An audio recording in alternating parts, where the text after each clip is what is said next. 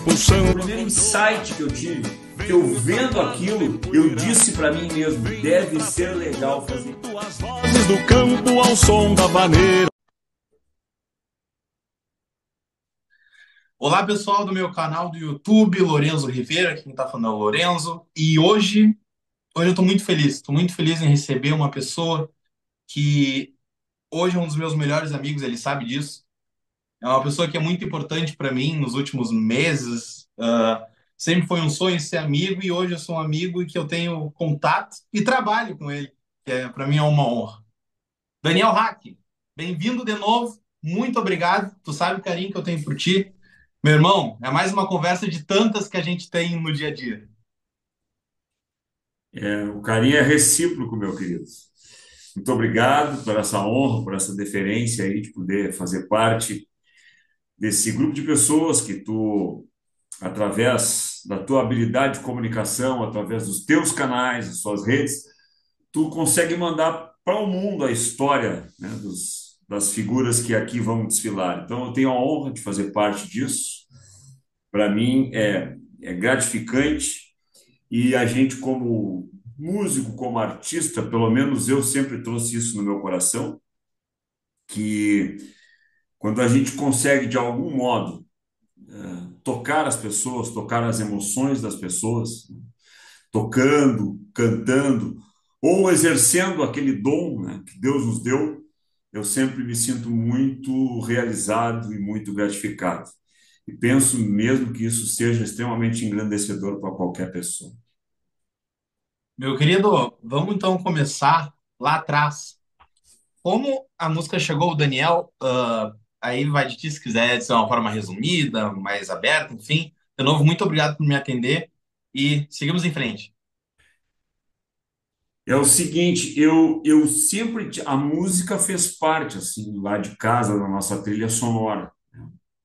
O, eu tenho lembranças do meu pai e da minha mãe ouvindo no nosso primeiro tocadisco um Philco que vinha com caixas destacáveis, assim, duas pequenininhas que tu tinha que desencaixar uma da outra, assim, separar, e as mesmas caixinhas de som que eram destacáveis uma da outra, elas eram a tampa do negócio.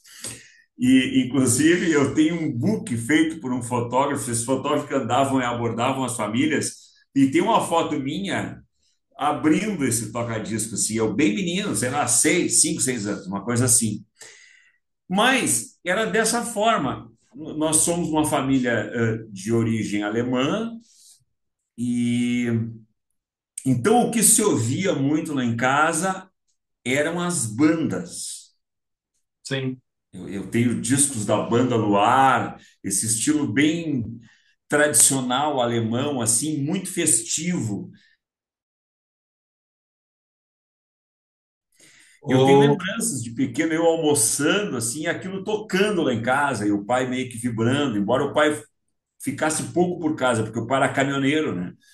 Então sim, ele viajava muito. Quando ele vinha, eram esses momentos, assim, eram essas coisas que me marcaram bastante.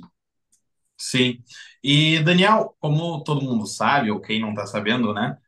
Tu é da gaita. O teu primeiro contato com a gaita, como é que foi? Foi através de tu ver Não, aí músicos? foi. Daí veio a adolescência, né? Que nem canta a música do Lulu Santos e pintou a indiferença.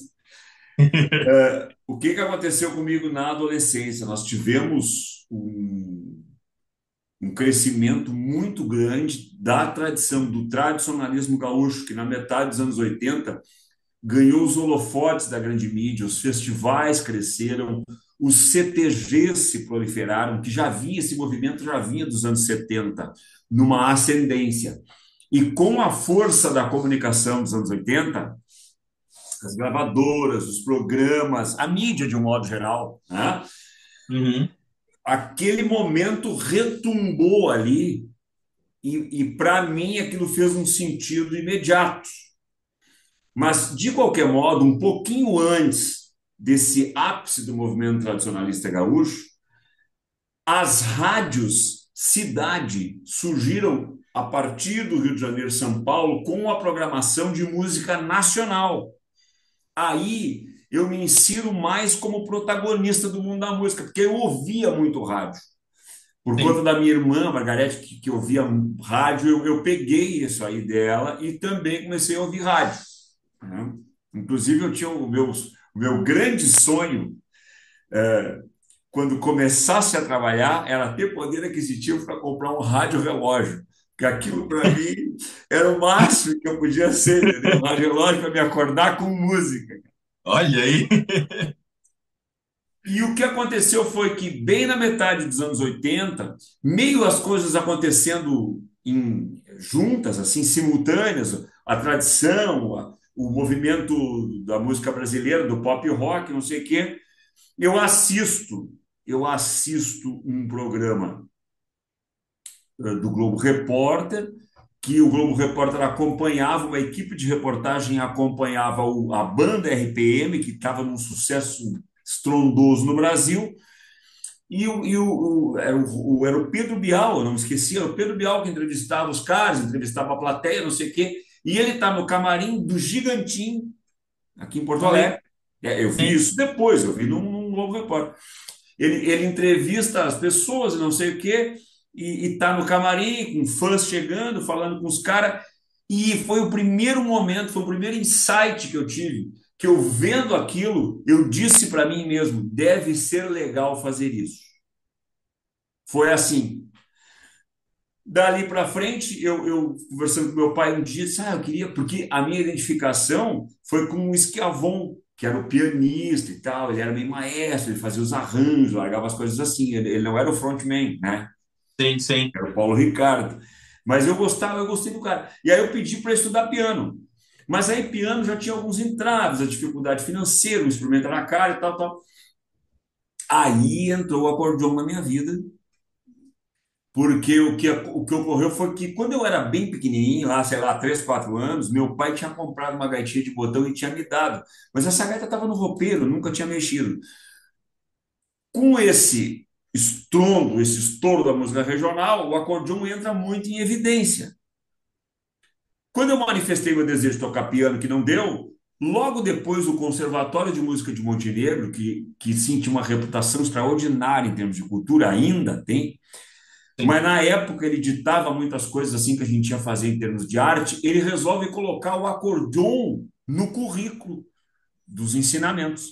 E naquele momento, então, as minhas duas irmãs, me matriculam para que eu faça aula de música. Foi assim que a coisa aconteceu. Que legal. Muito por acaso, assim, muitas coisas, sabe, se organizando desse modo. E eu vou à minha primeira aula com essa minha gaitinha de botão. Porque para mim, gaita era tudo a mesma coisa. Eu Sim. não tinha a menor noção, né? Aí vou com a minha gaitinha na aula e o tio Nelson, meu professor lá de Mogi, disse, não, essa gaita eu não toco. E eu meio que, né, como não toco, professor? Aí ele me explicou as diferenças e tal, e aí me mostrou um acordeão piano, tinha uma pequenininha, reduzida lá, que eu Sim. peguei aquela, me acertei com o negócio, digo, ó, tá aqui e tal. Me ensinou uma musiquinha, ensinou uma levada de baixaria, uma coisinha. Técnicas que eu aplico até hoje nos meus ensinamentos, né? Sim. Os primeiros passos, assim. Foi muito marcante. Aí, a partir dali, aí sim, aí eu me engajei. A gente, às vezes, esquece de um dado ou outro. Um pouquinho antes de eu ir na minha aulinha de acordeon, tipo assim, sei lá, 6 meses, um pouco mais, antes, a minha irmã começou a frequentar um CTG em Montenegro e eu fui lá. Eu ia nos ensaios dela. Uhum. Aí, a tigrada ali, os amigos, posteiros, cara me ensinando a sapatear uma chula e tal.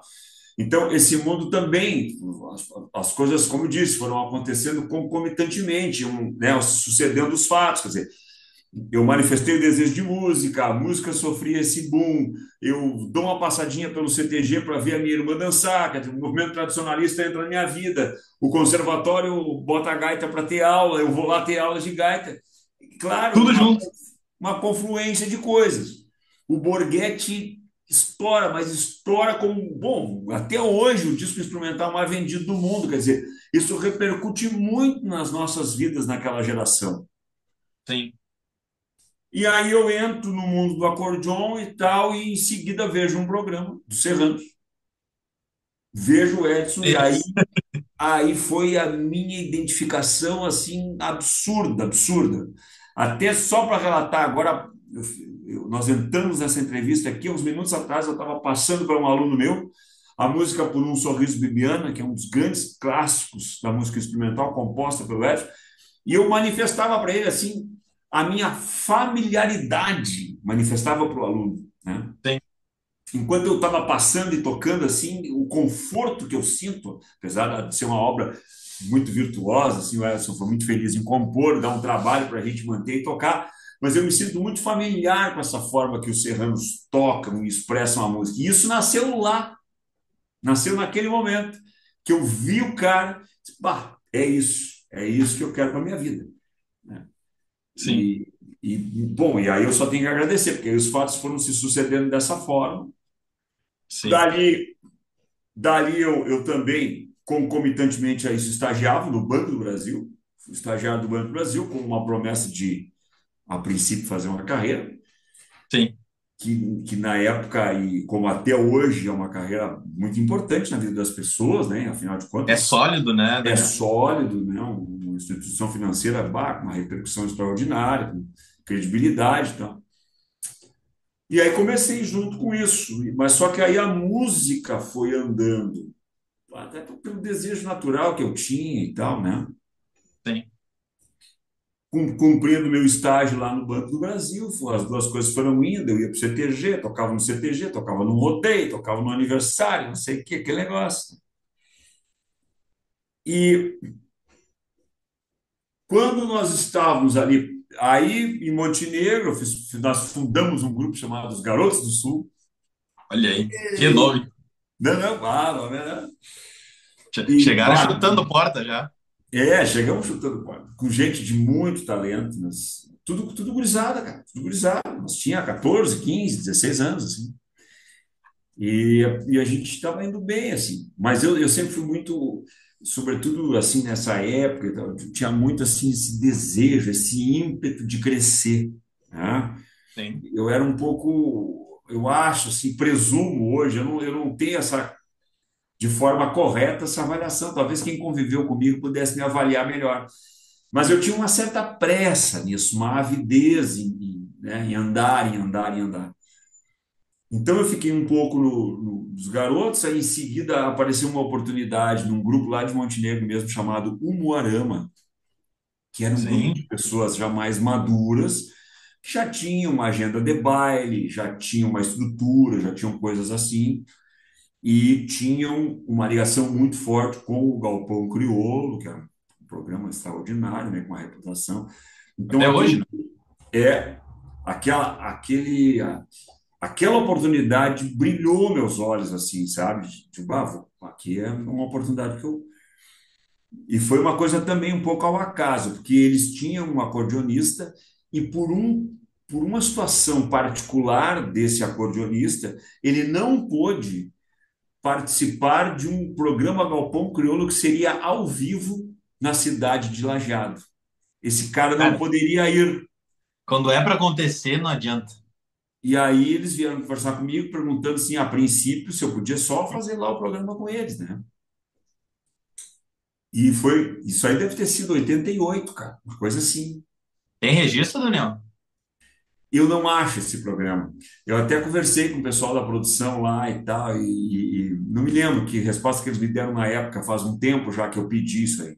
Porque tem um outro que eu apareço, que eu estou bem jovem também, mas aquele ali já é depois, já é no estúdio do Galpão. Esse que eu mencionei agora, de Lajeado ao vivo, é anterior àquele. Inclusive, eu vou tentar procurar pra gente, Ah, nosso pois é, trabalho. pode ser, isso aí. E aí, bom, aí fiz aquele Galpão Crioulo, bah, fiquei cheio de alegria, cheio de satisfação, né?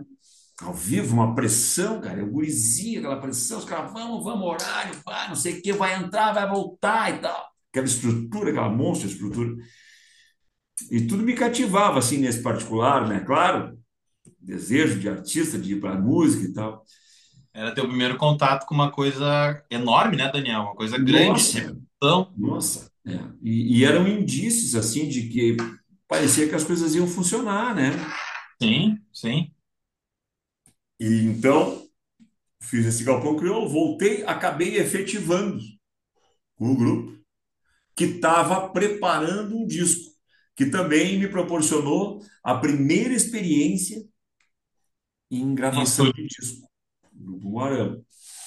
Era como se chamava matéria paga, né? Quando não tinha gravadora envolvida na elaboração do projeto, era um projeto particular, eles juntaram lá as graninhas deles, e nós viemos gravar na Isaec, que é um estúdio reconhecido nacionalmente, aqui em Porto Alegre. Na época, já em 16 canais, cara, era uma coisa novíssima isso, né?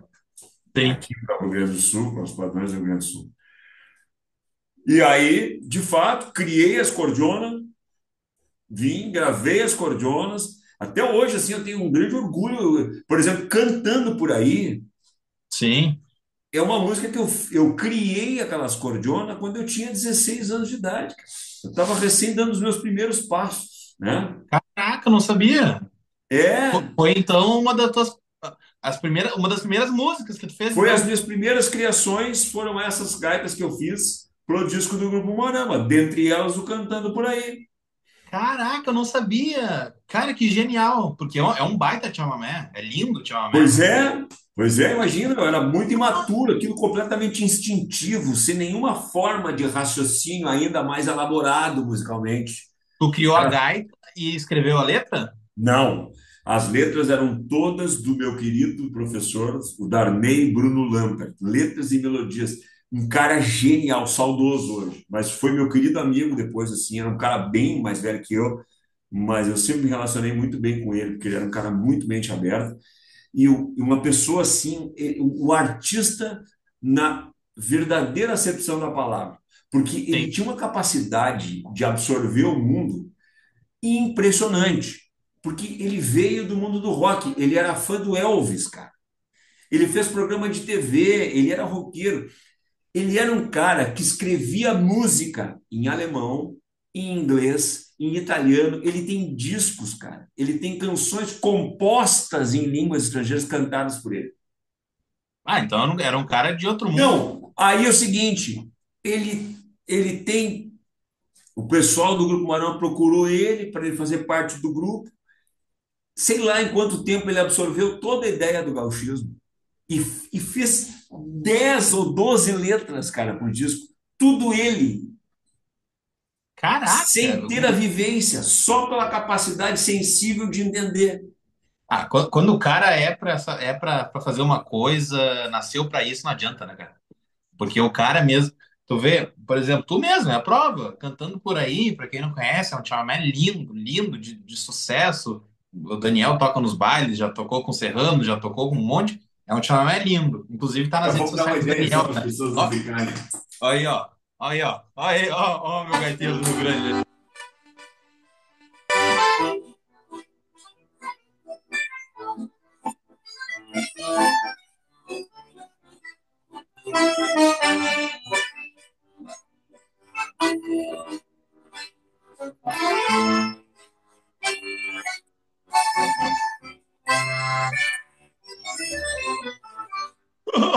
Galera. É, Não, é então lindo esse chamamé. tinha uma outra assim.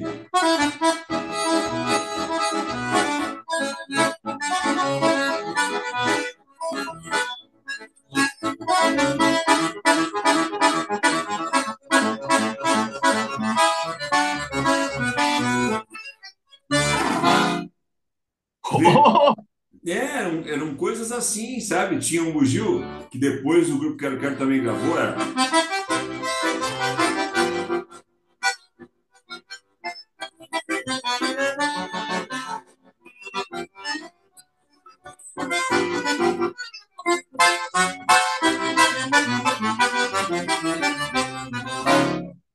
Vai, galera, olha aí. Para a época e, sobretudo, para o estágio musical que eu estava, né? Começando Sim, assim, realmente foi uma coisa bem interessante, os caminhos que eu consegui sim. escolher. Aí, passado esse tempo, toquei algumas coisas e tal.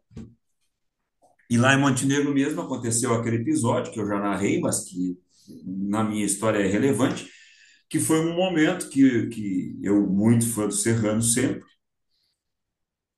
tinha um show dos Serranos que eles fariam lá, que fizeram, na verdade, e eu ainda estagiando no banco, estou me preparando para sair da agência, tinha que sair meio correndo, que o show estava sendo anunciado para as 18 horas, e eu saía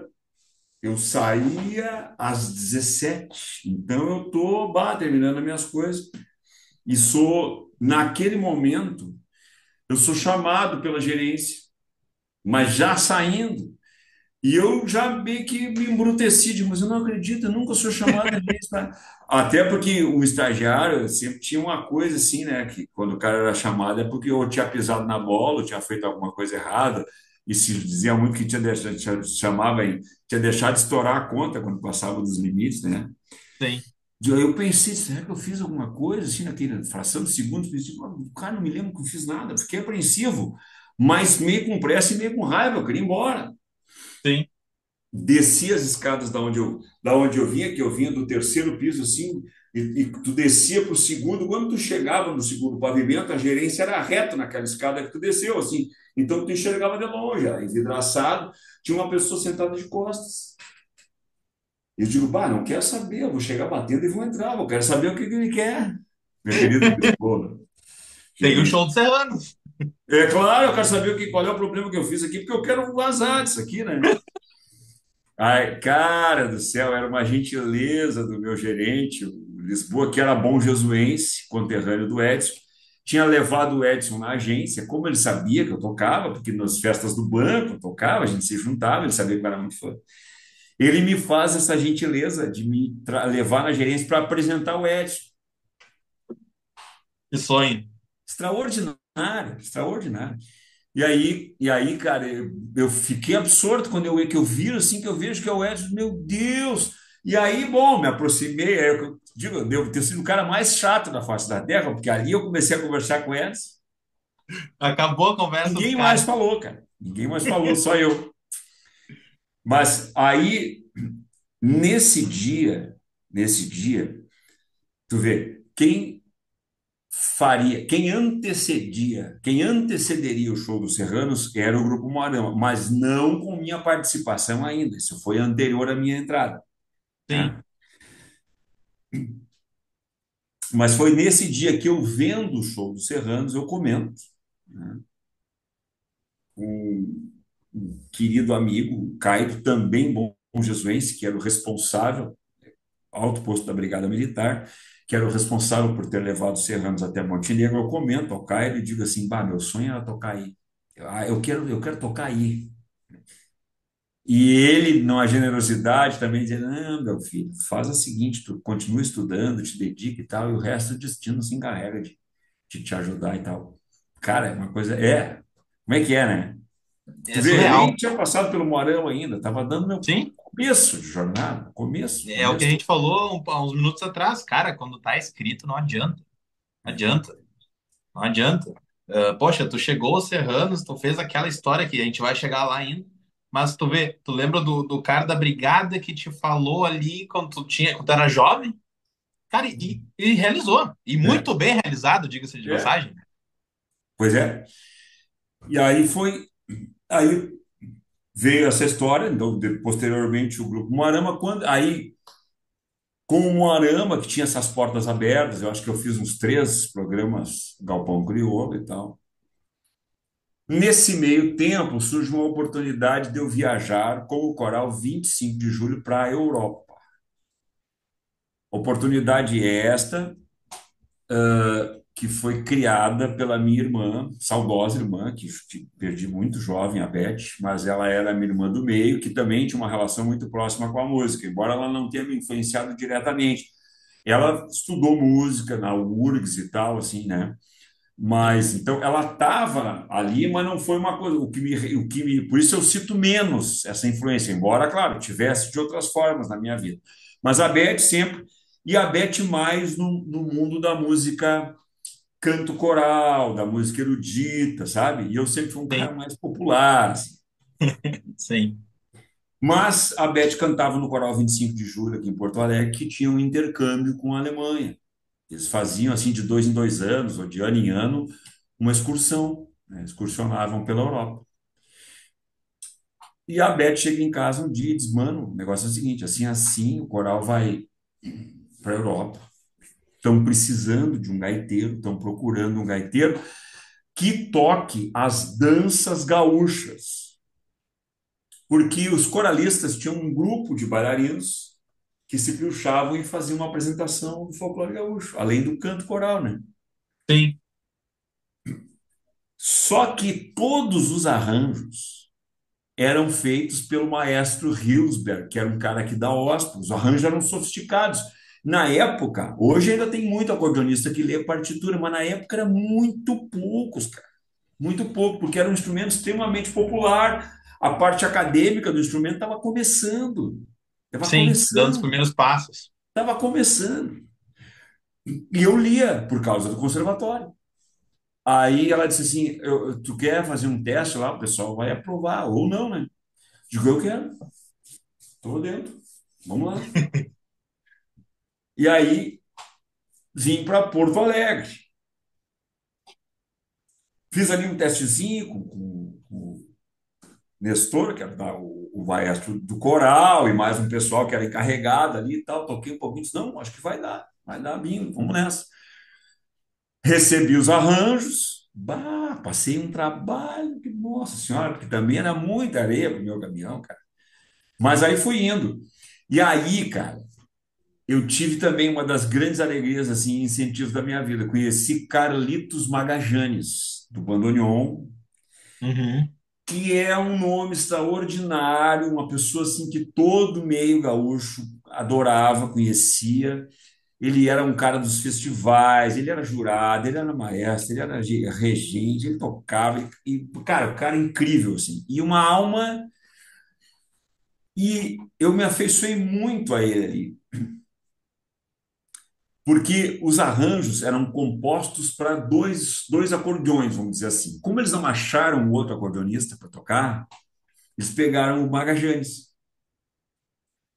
Então, cara, eu interagi com ele, todo, aquilo era uma coisa assim para mim, cara, aquele cara com toda a experiência que tinha, e uma generosidade, Lourenço, imagina, um cara que queria, eu ali meio atucanado, pá, mas isso aqui, não, aqui, ó, Daniel, aqui, pá, pá. Bom, foi, por Deus, né, Era cara, uma assim, aula, né?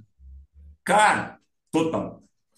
E esse cara também me deu muita força, porque eu sempre comentava assim, quando eu encontrava alguém, não, porque eu quero ser profissional, porque eu quero não sei o que, os caras, vai dar certo, vai dar tudo certo e tal. Ele me deu muita força para eu seguir depois, porque eu queria estudar mais. Ele disse, não, tinha que estudar com o Oscar dos Reis, que acabou vindo bem depois disso, mas já foi ali, sabe? Sim. Ele também me indicou para algumas pessoas, a cantora Loma, que também no fim não deu, porque não era muito a minha praia, mas eu fui, fiz um teste, e no fim eu ia ficar, eu que resolvi que não, digo, vou estar muito distante do meu negócio de pai, que eu gostava, né? Sim, sim. Mas ele me deu essa baita força, assim. Bom, aí ele, infelizmente, ele não viajou para a Europa. Os outros todos que fizeram, porque tinha flauta, tinha violão, tá? A minha irmã, a Beth, tocou violão.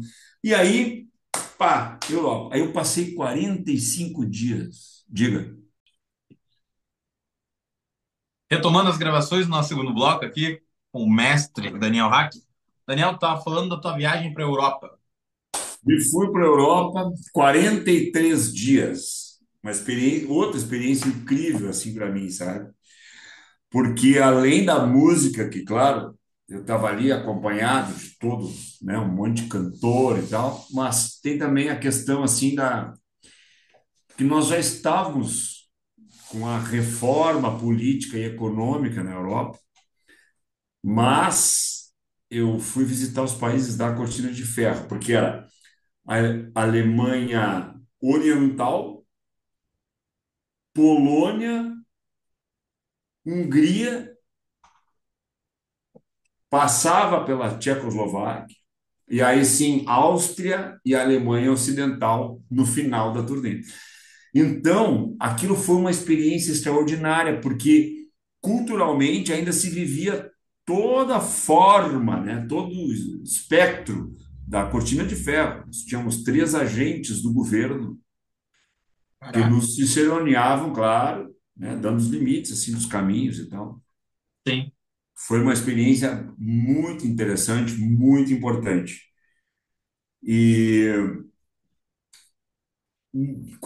quando eu retornei de lá, eu já estava assim, aí eu já tinha sido invadido muito por esse mundo da música, né, no meu ser, assim.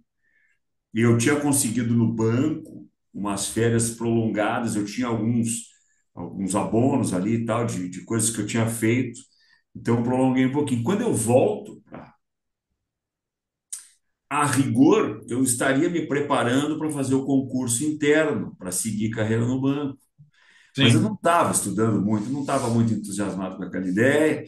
E aí, o ponto final foi que o destino, né, o destino, porque eu estava vivendo um dilema. Como é que eu vou dizer para os meus pais ou para as pessoas do meu entorno que eu não quero aquela vida e que só não é isso, eu só não quero aquela como vou, vamos dizer, me aventurar pelos caminhos da música. Isso é uma coisa muito difícil. Até hoje, cara, com toda a repercussão que a música profissional já tem, ainda é difícil tu dizer, porque vem os estereótipos, vem os aspectos culturais que estão dentro do que a gente acha, de que música não é trabalho, tudo isso que a gente sofre também como músico, Sim. né? E isso está em nós músicos também. Claro, claro que sim. Sabe, eu vivi um dilema da escolha. E o que me aliviou, mais uma vez, o destino, né? Uma vez eu vi um documentário do Astor Piazzolla só para abrir uma janela aqui. Ele disse assim: as pessoas acham que fui eu que fiz as coisas na vida. Não foi sempre, eu só ouvi alguém que me disse alguma coisa. Fazer mais ou menos assim, cara. Sim, O país estava sendo ah, gerenciado, ou seja, o nosso presidente era o Fernando Collor, presidido, estava sendo presidido pelo Collor. E aí, naquela época, o banco tinham muitos concursados, era um número absurdo, 20 mil, 21 mil, 23 mil, uma coisa assim, de concursados externos. Porque o concurso interno era o cara que já estava, que era o meu sim, caso. Tu sim. passava ali, tu já ficava e tu tinha mais uns anos para tu passar nas outras que faltavam. O Tá. concursado externo tinha que cumprir tudo no concurso lá que fazia.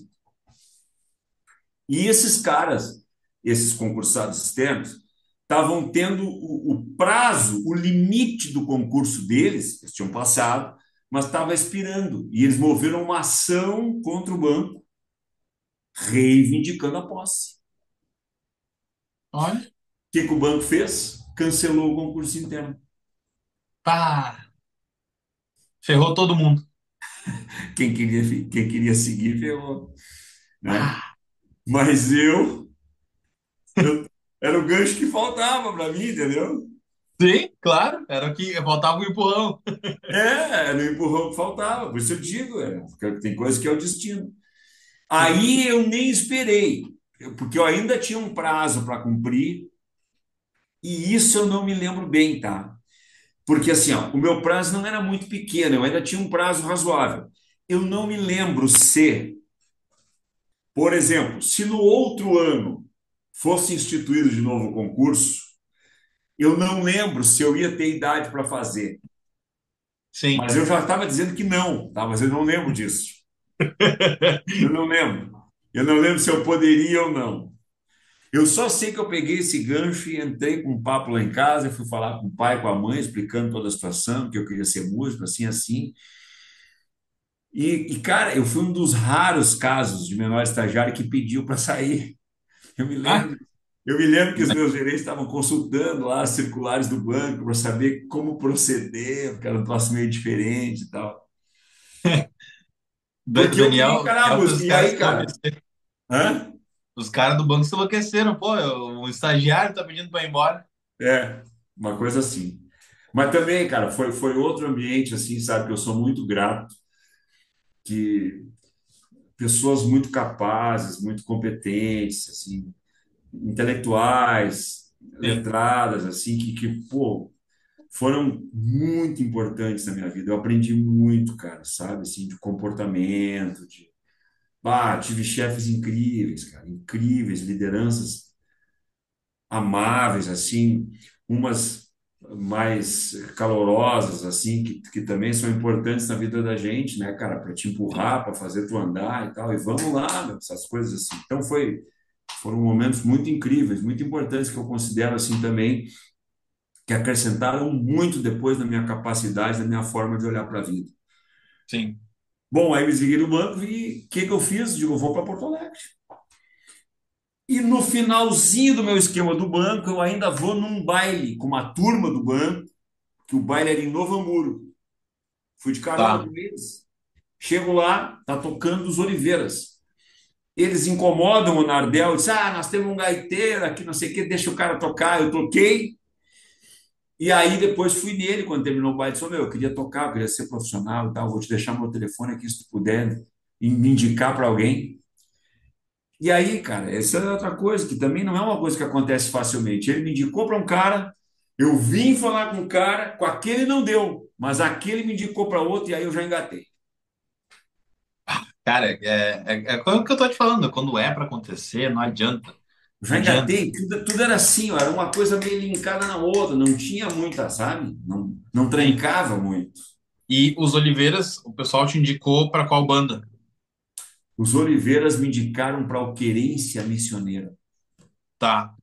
que era um Uhum. grupo que naquela época estava assim, ó, tinha uma estrutura extraordinária, eles tinham uma relação muito próxima com os monarcas, inclusive quando eu fui conversar com eles, era um baile monarcas e querência missioneira.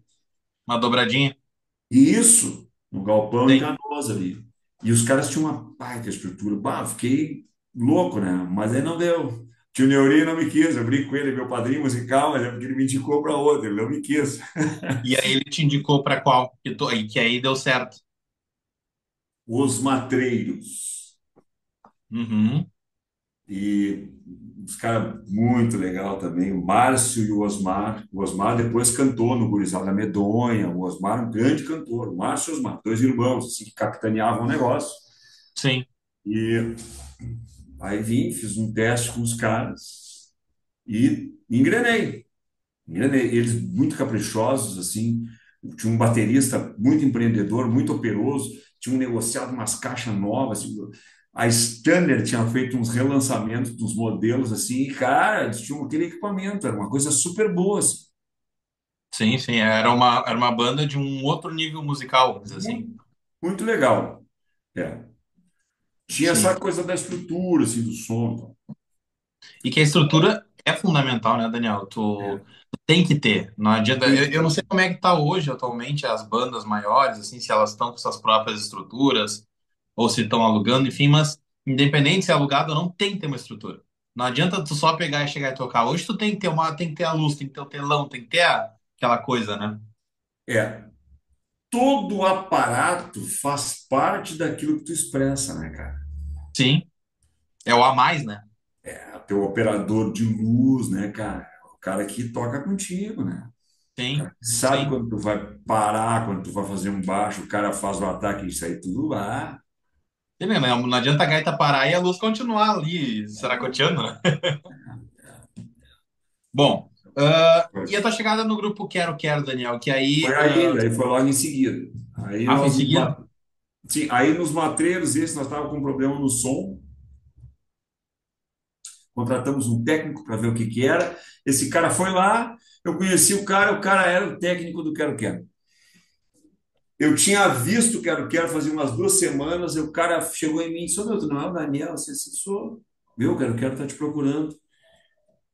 Nossa, digo, mas não faz sentido, cara, porque eu não conheço os caras. Não, mas tu não gravou um Galpão Crioulo? Aí é esse Galpão Crioulo que tá rodando comigo novinho. Sim, Naquele programa, o Quero Quero gravou também. E os caras daquele programa, eles tinham lembranças de mim. E isso tinha passado 2 anos já, cara. sim, Tinha passado 2 anos. Daí eu disse, eles estão, tu não gravou um Galpão Crioulo, tu não é de Montenegro? Sou. Não, mas os caras estão ligando para lá. Os caras estão tentando falar contigo lá, porque, claro, naquela época não tinha rede social, ninguém sabia de ninguém, né, cara? Sim, sim. Tentava o mais próximo para ir Ninguém chegando. sabia de ninguém. Sim. Aí ele disse assim: tu me permite dar o teu contato? Claro. Agora. E aí ele passou o contato para os caras me procuraram. Isso era um mês de, sei lá, outubro, uma coisa assim. E nós fechamos para janeiro. Caraca. É. E eu, cara, eu tinha 17 anos. E o Quero Quero, como até hoje, tem um vocal que é Não, surreal, né, cara? aí foi uma coisa, para mim, aí foi assustador. Foi um desafio, assim, cara. Eu te confesso que eu dei uma recuada, cara. Parecia que eu não tinha nervos para suportar aquilo ali. E aí eles que foram, assim, muito gentis comigo, voltaram a Montenegro, porque eu arrepiei, digo, bah, não vou, não vai dar, cara. Não vai Sim. dar. Eles foram lá, disse, não vai dar, a gente sabe que vai, cara. Fica tranquilo, a nossa experiência é suficiente para saber que é o seguinte, agora tu pode achar desconfortável, mas em 6 meses, no máximo, aqui já está tudo certo e tal. E foi mesmo. Foi até Caraca. antes, mas é isso aí. E ali foi teu primeiro contato com uma banda, assim, federal, assim, uma É, banda federal. toda. Aham. Federal. Sim. Era pesos, vocal, tudo, os ensaios, era ensaio 3 vezes por semana, ensaio terça, quarta e quinta, sempre. E os caras tinham O repertório do baile?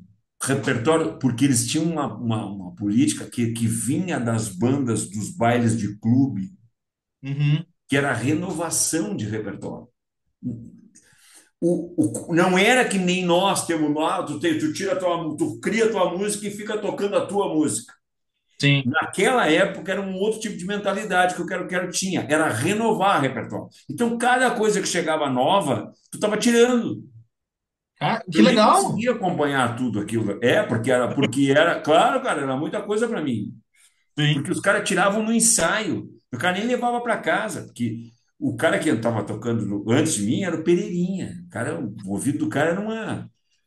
Todos eles. Então eles ouviam ali, ah, tá, isso aqui é um acorde tal, tá, pega a letra. Tiravam ali. Eu não conseguia fazer isso. Então eu mudei um pouco Cara, essa dinâmica. Quero Quero é uma banda de outro mundo, né, cara? Imagina. Essa dinâmica aí eu não consegui, infelizmente, naquele momento. Mas aí tá, eu dava o meu jeito, eu levava para casa, tirava, ia Sim. tirando os pedaços, depois chegava, fazia o ensaio, os guris me ajudavam, essa nota não deu, que negócio. Aham. Estamos na luta. E com Quero Quero ali, tu gravou CD, né? Disco. Daí o primeiro foi o baile do Quero Quero, que eu trouxe cantando por aí. Uhum. Que Já tu cantou, gravamos. né? Tu cantou, né? Oi? Cantando por aí, tu cantou nesse disco do Quero Não, Quero? não, eu não Não? cantava, cara. Não cantava, não. Não? Não, Ah. não, não. Minha carreira de cantor é recente. Eu sempre digo que era muito constrangedor. A gaita, em termos de desenvolvimento, ela se desenvolveu mais do que a minha capacidade de cantar. Como eu sempre toquei com gente muito capaz e experiente, era meio constrangedor para mim me aventurar nos caminhos do canto, Uhum. né? Sim, E aí, por aquelas razões que a gente não sabe, eu nunca tive também muita força, assim, os caras nunca, não, não, vai lá que vai dar, aquele negócio que às vezes tu, né, tu dá uma força pro teu parceiro, eu não tive isso aí, por alguma razão eu não sim, tive.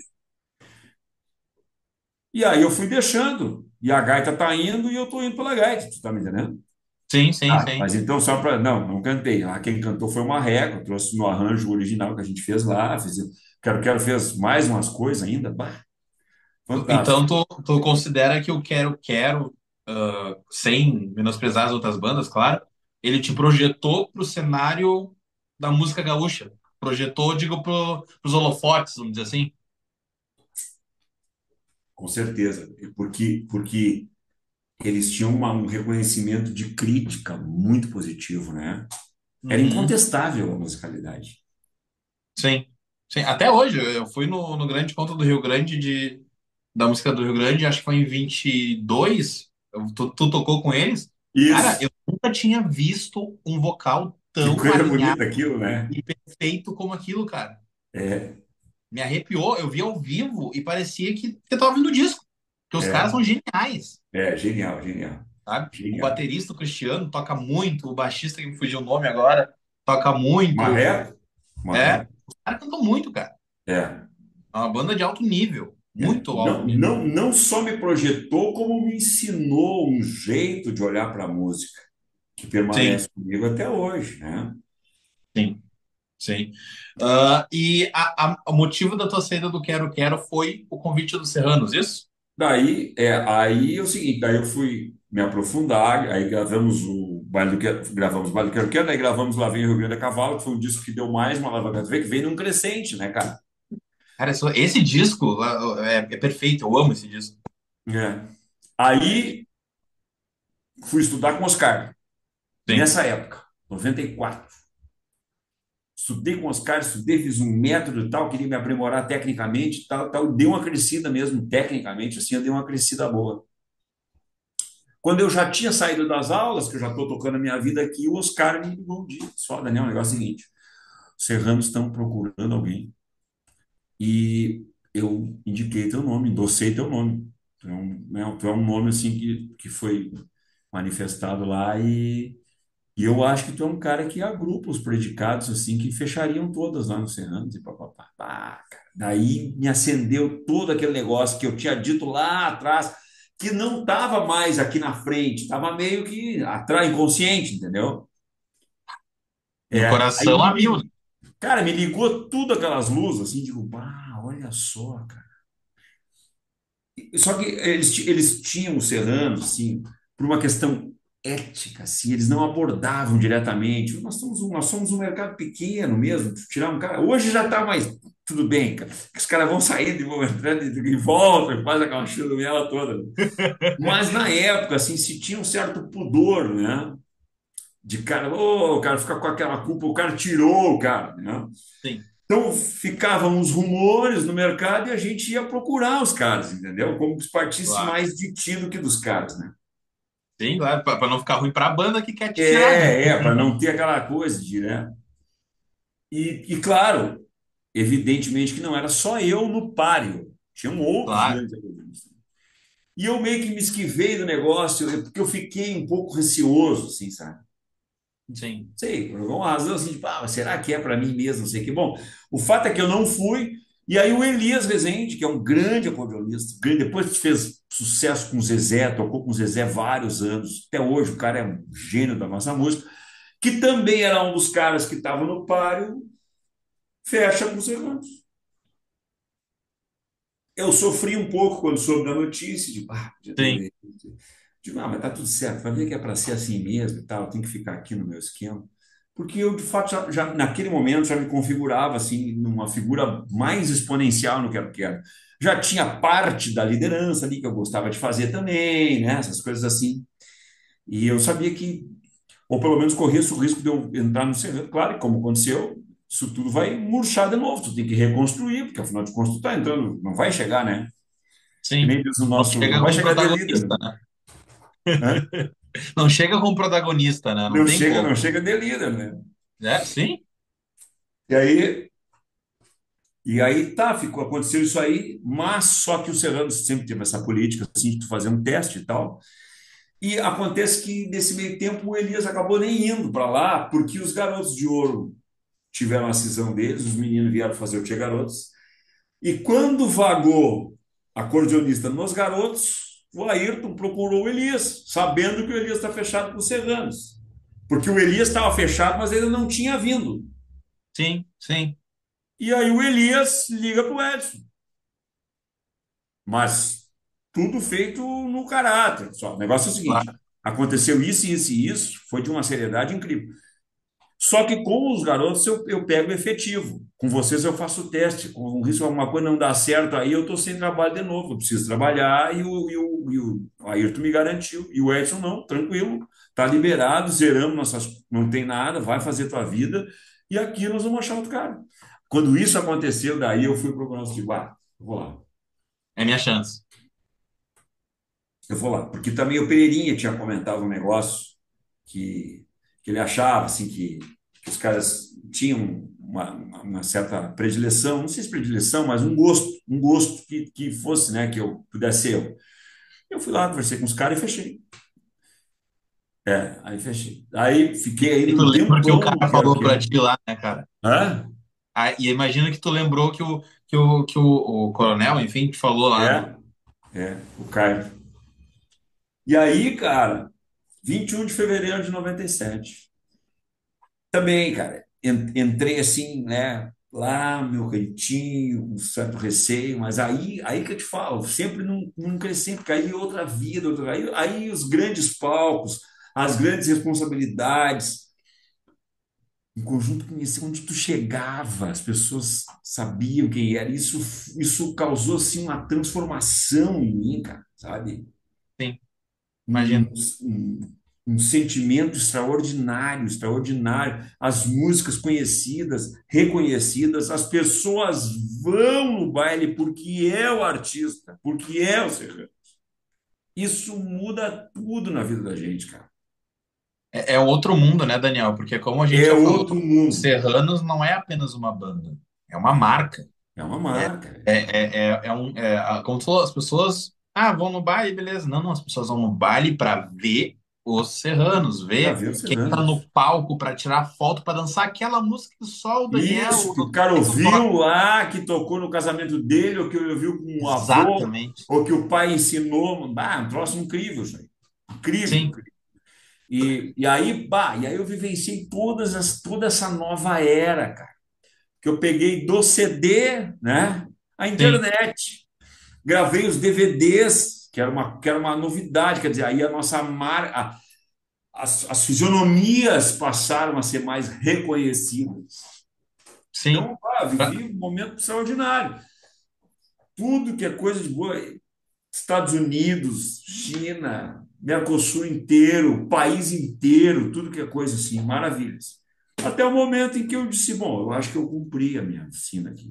O que eu podia fazer como músico, como artista, eu fiz, né? Ô, Daniel, só, desculpa te interromper, uma pergunta ainda antes, anos. Tu consegue destacar o teu momento mais importante como músico, como acordeonista dentro. Eu pego o Serranos porque como a gente sempre falou, é o que mais te projetou, né, para o cenário brasileiro, inclusive.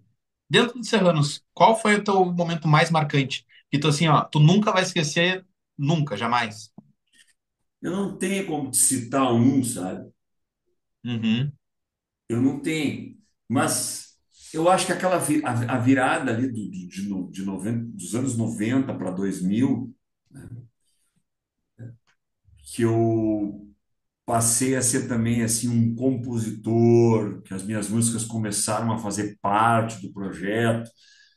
Foi um momento bastante conturbado da música, com mudanças, com transformações, uma série de coisas assim que estavam acontecendo, né? Transformações Sim, culturais fazem parte do cenário. Mas eu acho que foi um momento assim que eu entrei no esquema, sabe? sim. Mas eu não tenho um, cara. Eu sempre fui um cara muito que sempre gostava de estar junto tipo, nas decisões, de dar minha contribuição. Gostava disso aí, gostava, gostava. E o palco é minha casa, cara, sabe? Então, E muitas vezes eu lembro de, inclusive, eu ir num baile de Serranos, não sei quantos já fui já. Por exemplo, o Dr. Edson não foi, ou o Toco. E naquela época, na formação, por exemplo, a primeira que eu fui era com o Kiko, com o Alex, aquela formação do Sucessos Gaúchos do 3. aham, Já tinha entrado Madruga, mas acho que o William ainda não estava. Que tu fazia frente. Tu era o porta-voz da banda. Claro, o Kiko ali também, até o sim, Madruga, mas tu que abria o baile e encerrava o baile. é, Isso é um papel de liderança. Isso é ser líder dentro de uma banda. Quando os fundadores não tá, o cara tá ali pra. Não, ó, tá, o Dr. Edson, Toco não tão, mas eu tô. Aqui eu tô comandando, né? sim. Mandar no sentido só de falar, né? Isso, isso. A gente foi assumindo algumas tarefas na medida em que eles foram se afastando, e essa coube a minha, até porque eu tinha, assim, uma certa inclinação, eu gostava de fazer isso. Como eu disse, o Edson era meu ídolo, então a gente se Sim. pautou, né? Eu me pautei, assim, né? Naquele comportamento, naquelas formas, e naturalmente isso foi, claro, aí lá foi aflorando mais, foi se ajustando ao trabalho. Então eu fazia essas coisas assim. E com essa dinâmica de estar sempre subindo e descendo de palco, isso tudo vai ficando muito familiar, né, cara? Muito tranquilo, assim. E Claro. aí foi isso. Aí nos últimos três, eu digo, eu acho que eu vou me aventurar por novos caminhos, ficar um pouco mais. eu me ressentia um pouco, né? Que eu vejo isso em outros músicos também, cada um externaliza e materializa isso de forma diferente. Sim. Mas o que eu me ressentia? Eu me ressentia de não ter um final de semana, nunca, né? Eu não podia programar uma viagem, eu não podia. Claro, não tem como ser assim. Se todo mundo for ter autonomia de agenda, o conjunto não vai tocar, porque no final de semana sou eu, o hotel, não dá, não dá, isso não Ah, e existe. que o fã não entende é que não é só sexta, sábado e domingo. Não é só subir no palco. Um conjunto como os Serranos, como Quero Quero, como os Tchê, como os Monarcas, a semana toda é trabalhando. Se não é gravando programa, Claro, gravando disco, se não é gravando disco, é responder, é entrevista. Não é só subir no palco. Não é só os 3 dias do final de semana, né?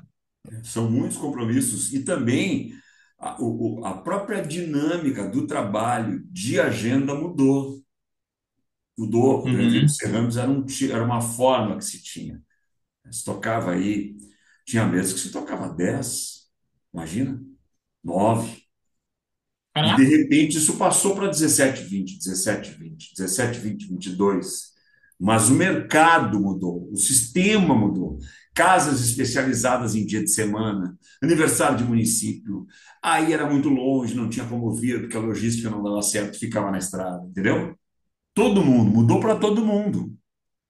E a pandemia, eu lembro que tu conversou comigo na época, foi isso, a pandemia, o Amaro também falou em uma entrevista isso, aliás, abraço ao Amaro Pérez, que Grande a pandemia abraço. deu aquele gostinho para os músicos de, pô, é legal fazer uma carne num sábado à noite, é Com legal ir visitar certeza, minha mãe no domingo ao meio-dia, com certeza, com certeza. sabe? E foi ali mais ou menos que tu começou a sentir, né, Daniel? Não, eu já estava Não? sentindo há muitos anos. Na pandemia já estava tudo certo que eu ia sair. Eu tinha dito fazia 4 meses que eu ia sair. Não se tinha nem rumor de pandemia quando eu falei. Isso aí eu Nem não sabia. rumor, Tem, nada. Tava tudo. Eu tinha falado lá no início de janeiro, falei com eles e o troço estourou em ocasionou março ali. aqui.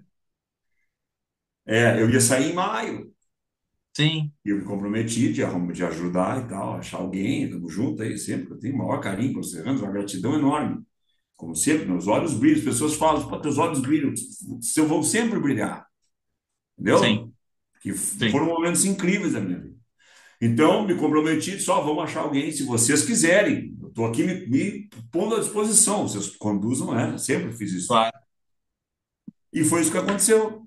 E porque eu já estava tendo essa sensação assim de que e depois aí eu comecei a dar aulas e me envolvi absurdamente assim, né? Mergulhei no caminho da aula, até que de repente as coisas começaram a voltar e me deu aquela luz assim, de, cara, eu tenho que tocar. Aí Sim. alguém me ligava, Daniel, não sei o quê, não quero fazer, tipo, cara, não tenho nem banda, não sei. Aí aconteceu que nós fizemos um baile aqui, um dia o Elmer Fagundes me convidou para fazer um baile, convidou os guri para acompanhar, e eu olhei para os caras e digo, esses caras fecham todos comigo. No 35, né? É, tu Eu fui foste, nesse baile. tu Sim, foste esse baile. sim. Exatamente, aquele Foi muito baile. legal. Ali é que me ligou a luz. E aí, depois o Cantini ficou sem gaiteiro, veio conversar comigo e disse, não, me perguntou de um aluno, se não tem um aluno de cara, é o seguinte, eu vou tocar, vamos ver o que acontece. E aí nasceu Daniel Hack e Gaúcho lá de fora. E como é que tá essa parceria, Daniel? Daniel Hack, hoje lá de fora, como é que tá a tua agenda? Tu tá gostando? É isso mesmo que tu quer? Como é que tá? Maravilhosa. Porque agora eu estou tendo também novas experiências, né, vamos dizer assim, porque a gente tem que naturalmente se adequar. Quando tu entra numa estrutura como a dos Serranos, eu vi isso aí uma vez, um exemplo da banda Os Titãs. O cara disse assim: quando a gente está numa estrutura como essa, a gente abre mão de parte do artista que é em prol do todo. É a forma mais evidente de trazer isso, de tornar clara essa ideia. Porque, claro, tu tem que te ajustar. Tem lugares que tu não vai pisar ali, não, porque ali é um lugar de todo mundo e de ninguém ao mesmo tempo, né? Sim, Não sim. faz sentido. Fica descortês, fica fora, Tem um lugar, tu é representativo, que tu fata. E agora eu estou me experimentando com novos comportamentos artísticos e tal, em função de que é outro tipo de estrutura, é outro tipo de relação, uma relação nova com as minhas canções, com as coisas que eu comecei a cantar, que eu comecei a compor, que alguém me manda, Sim. e com esse respaldo dos guris junto comigo. Vamos lá, vamos fazer acontecer aqui, vamos fazer acontecer ali. Quer dizer, é uma nova vida, um novo projeto, são novos desafios, né? Sim. Mas sempre enriquecedor, cara, porque eu acho que é isso o combustível da vida da gente também. A gente tem que, né, de vez em quando, se puxar para se colocar diante de novas situações que, de algum modo, possam te ensinar, te ajudar a crescer e tal, ou te colocar no lugar para tu entender que aquilo era, isso não é, essas coisas todas assim que são parte da vida importante, eu acho. E o sentimento de poder passar aquilo que tu sabe para outras pessoas, Daniel, qual é o teu sentimento sobre isso? É muito poderoso isso também. Uma coisa, agora mesmo eu estava mostrando, hoje de tarde, mostrei para um aluno meu, peguei as minhas fichas assim, que eu guardo, eu tenho tudo arquivado. Se um aluno meu de, sei lá, de 8 anos atrás chegar aqui e dizer, professor, não, eu quero fazer aula de novo. Ah, tu é o fulano, sou fulano, peraí. Vou lá nas minhas fichas, eu tenho guardado o histórico daquilo que a gente aprendeu, do que eu ensinei, sabe? Legal. É. E aí o cara disse, bah, professor, é muita gente, sério. E é muito bacana, porque essa relação professor-aluno, ela se estabelece de várias formas, né? E eu, como sou um cara muito fascinado pela relação humana, assim, isso é uma coisa que sempre nos Serranos, assim, eu tinha isso, é uma coisa que eu achava incrível, a troca de experiências, porque sabedoria todo mundo tem para te ensinar alguma coisa. Sim. Indiferentemente da construção cultural, intelectual, sabedoria todo mundo tem. E a aula me dá isso, me dá essa relação com os alunos. Não só de música, mas de trocar ideias aqui, de construção disso e tal, né? Evidentemente que nós estamos focados 100% em aula, porque eu criei programas e programas e programas de música, eu tenho muito conteúdo para passar. E é bacana ver as pessoas crescer, é bacana ver as pessoas se desenvolver. Uma coisa que é muito cativante, que cada um de nós tem um tipo também de inclinação para a música, mas quando tu vê alguém com uma certa dificuldade e que ele consegue transcender essa dificuldade, isso é extremamente prazeroso. Então é isso. Imagino. E seguimos. Meu querido, muito obrigado por essa entrevista. De novo, só agradecer pela nossa amizade, porque eu te acompanhava pelo YouTube, né, antes de conhecer pessoalmente, enfim, e sempre achei, pô, o Daniel é um cara sensacional, sensacional, dá para ver no palco. E hoje eu sou teu amigo, como eu te falei, tu é uma pessoa muito importante na minha vida. Espero que o nosso trabalho continue por muito tempo. E de novo, cara, o dia, já te falei e repito, o dia que tu precisar de mim é sempre só dar um grito que vai ter um amigo aqui, viu? Então, muito obrigado por participar do canal novamente. E seguimos em frente sempre. Com certeza. Eu que agradeço. Deixo um abraço a todas as pessoas que nos derem a honra da companhia, que poderão ver esse programa. Meu afetuoso abraço a todos vocês, desejando sempre as bênçãos divinas e que sigamos sempre em frente nessa grande e maravilhosa aventura concedida por Deus, que é a nossa vida. Um abraço, obrigado, querido. Muito obrigado a todos que chegaram até aqui. Se inscrevam no canal, curta, comente, compartilhe e até semana que vem. Um grande abraço.